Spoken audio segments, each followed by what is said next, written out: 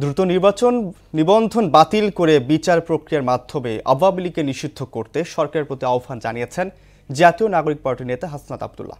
বিকেলে আওয়ামী লীগের নিবন্ধন বাতিল কার্যক্রম নিষিদ্ধ এবং দ্রুত বিচারের দাবিতে আয়োজিত সমাবেশে তিনি কথা বলেন। সেনাবাহিনীর উপর পূর্ণ আস্থা ও সমর্থন আছে উল্লেখ করে হাসনাত বলেন, কেউ তাদের ব্যবহার করে চক্রান্ত করতে চাইলে মেনে নেওয়া হবে না। আওয়ামী লীগ পালাতে বাধ্য হয়েছে গণঅভ্যুত্থানের মধ্য দিয়ে। পৃথিবীর ইতিহাসে কোথাও কোনো নজির নেই।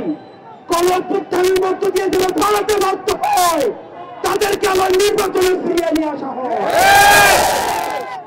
সুতরাং আওয়ামী লীগের পতন হয়েছে 5ই আগস্ট।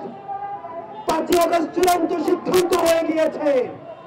আওয়ামী লীগের নাম, আওয়ামী লীগের মার্কা এবং আওয়ামী লীগের আদর্শ এই বাংলাদেশের রাজনীতি করার অধিকার হারিয়েছে।